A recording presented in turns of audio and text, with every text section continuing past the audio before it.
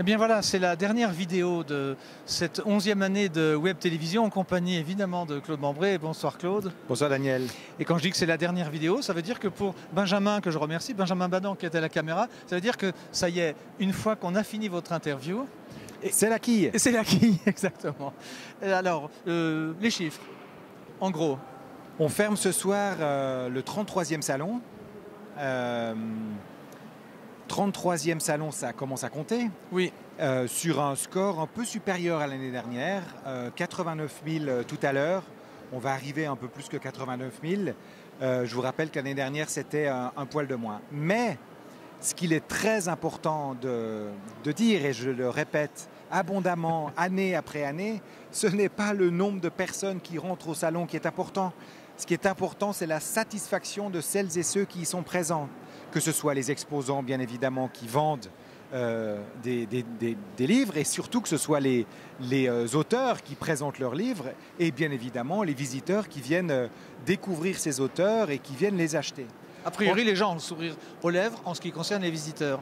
En ce qui concerne les exposants, est-ce qu'ils ont l'air contents? Selon vous, vous avez fait un peu la tournée de caserne. Alors, c'est ce que je voulais ajouter, c'est que pour nous, encore une fois, le plus important, c'est la satisfaction des exposants. Donc nous faisons, nous, énormément d'efforts pour justement être à leur écoute et puis savoir ce qui se passe et qu'est-ce qu'ils en disent. Et pour la plupart, ils ont vendu plus que l'année passée, clairement plus, donc voire même beaucoup plus pour certains. Il y a même un stand qui m'a dit que le mercredi soir, il avait fait le chiffre d'affaires qu'il avait fait à Paris cette année durant tout le salon. Donc c'est pour vous dire que les ventes ont été largement en augmentation de quasiment tous les stands. Donc j'aurais tendance à dire qu'une moyenne serait intéressante à peut-être à tirer. Mais comme ça, à vue de nez, je pense pouvoir, sans me tromper, dire que les stands ont vendu 10% de plus qu'ils n'ont vendu l'année dernière. C'est très satisfaisant et c'est important de le dire sur notre antenne. Maintenant, j'ai une deuxième question, parce qu'on a peu de questions, c'est de savoir combien de gens, puisque c'est l'audimat, c'est important, et pour vous, on le sait, dans votre métier, évidemment que c'est crucial, parce que s'il n'y a personne, c'est embêtant, comme pour nous. L'autre question, c'est le changement de date. C'est un peu plus grave que le passage à l'heure d'été ou l'heure d'hiver, c'est que pour la 34e édition, ça va être un salon d'automne. Clairement. Daniel, vous avez parfaitement raison, ça sera un salon d'automne. Alors je vais vous raconter ma petite histoire. Oui. Palexpo est une institution qui est à la disposition de toutes celles et tous ceux qui souhaitent la louer pour y organiser des événements. Il y a des événements qui arrivent, il y a des événements qui partent, il y en a qui grandissent, il y en a qui rapetissent, il y en a qui changent facilement de date, il y en a qui ne changent pas facilement de date. Enfin, notre calendrier, pour nous, c'est notre boussole et c'est très compliqué de gérer le calendrier de Palexpo. Mis à part ça, il y a des mois qui sont totalement creux. Donc il y a par exemple rien en juillet, août, il ne se passe rien. Donc on ne travaille même pas sur 12 mois, on travaille plutôt sur 10, voire sur 9. Et nous avons un grand événement qui a décidé de quitter le mois de janvier pour se rapprocher du printemps. Donc il a fallu l'accommoder. Et ensuite, il a fallu regarder si on pouvait l'accommoder. Donc je vais vous faire l'histoire courte, mais ça a été extrêmement compliqué d'accommoder tout ça. Il a fallu bouger beaucoup de choses. Donc finalement, la seule date que nous avons trouvée, c'était la semaine du Salon du Livre. Étant donné que le Salon du Livre est un salon qui pourrait éventuellement changer sa date, parce que vous savez qu'il y a des actualités littéraires c'est juste après la rentrée, en janvier, oui, il y a les salons de Bruxelles en février, mars, c'est Paris. Bien sûr. Ensuite, il y a des rentrées littéraires en septembre. Ensuite, il y a Francfort en octobre. Donc, il y a des salons tout au long de l'année. Donc, finalement, on s'est posé la question de savoir quelle était la meilleure date pour pouvoir le mettre. Alors, janvier, ça aurait été bon parce que finalement, ce gros salon qui quitte janvier pour se mettre au printemps laisse beaucoup d'espace libre.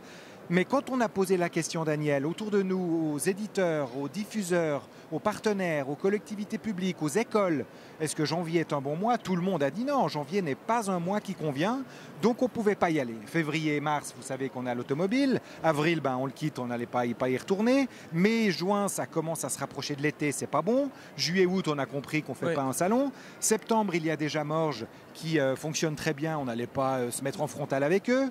Octobre, il y a Francfort, donc il fallait se mettre après Francfort. Donc nous avons choisi des dates fin octobre, début novembre. Juste avant les prix littéraires, en fait. Du 28 octobre au 1er novembre, donc après la rentrée scolaire, après la rentrée universitaire, pendant la rentrée littéraire de septembre-octobre, avant les prix littéraires, donc Absolument. on est fin octobre, début novembre. Et ensuite, nous avons la grosse manifestation, les automnales chez nous, qui prend toute la maison. Ensuite, Supercross et concours hippique, on arrive à Noël et on recommence en janvier. Donc il n'y avait pas 50 autres possibilités, c'était soit janvier, soit fin octobre, début novembre. Et puis, encore une fois, on a posé la question à toutes celles et ceux qui participent à cet événement et ils ont plébiscité tous, mais tous et toutes, sans exception, la date de fin octobre, début novembre. Pas trop près, évidemment pas dans les vacances scolaires, pas trop près de Noël, donc c'était une date idéale finalement. Donc oui, il y a changement, la résistance au changement s'opère partout. Elle s'enseigne même, oui. Voilà. Par comment résister à ça? Voilà, bien évidemment, il faut considérer maintenant que ces nouvelles dates doivent être une opportunité pour les partenaires du Salon du Livre et nous sommes ravis de pouvoir être à leur écoute, travailler avec eux pour transformer cette 34e édition en un succès.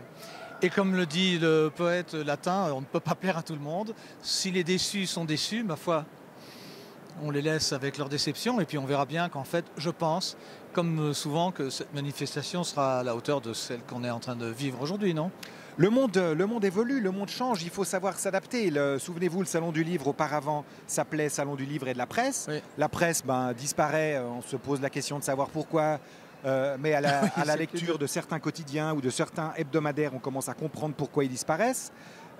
Ceci étant, après la pique donnée à notre ami journaliste qui a publié un article dans un journal hebdomadaire, que je ne citerai pas tellement son nom écorcherait ma bouche, je peux que constater que la presse n'existe plus à ce salon. Donc évidemment, le salon a diminué en taille parce qu'il n'accueille aujourd'hui que les livres. Et heureusement, les livres sont toujours là. Les livres fonctionnent bien. Les livres sont toujours encore intéressants pour le public. On en tient pour preuve les 89 000 personnes qui se sont déplacées aujourd'hui pour ce Salon du Livre. Les horaires, l'aménagement que votre comité des exposants a décidé, c'est-à-dire qu'on raccourcit la nocturne du vendredi, on ferme plus tard 2 jours, ça marche ça? Ça a bien marché, ça a bien marché parce que la nocturne était clairement trop longue, ça a bien marché, on en tient pour preuve. À part le jeudi qui est qui était un peu plus mou, tous les jours étaient largement plus. Donc c'était une très bonne décision, clairement. Bien, bravo. Claude, bravo à vos équipes. Merci pour votre accueil. Et puis moi, je vous dis à l'année prochaine. On ne va pas se tromper, on ne viendra pas le 1er mai, mais on viendra plutôt pour le 1er novembre, en tout cas le 28 octobre. Merci infiniment. Merci Daniel, merci à tous et à l'année prochaine. À l'année prochaine. Nous, on se retrouve sur ce blog, françoisloisir.ch/blog. Et dès demain matin, je pense que ces 15 ou 16 vidéos d'aujourd'hui seront en ligne. Celles d'hier, ainsi que les interviews, y sont déjà. Merci pour votre confiance et à l'année prochaine, en automne, on le rappelle. Là,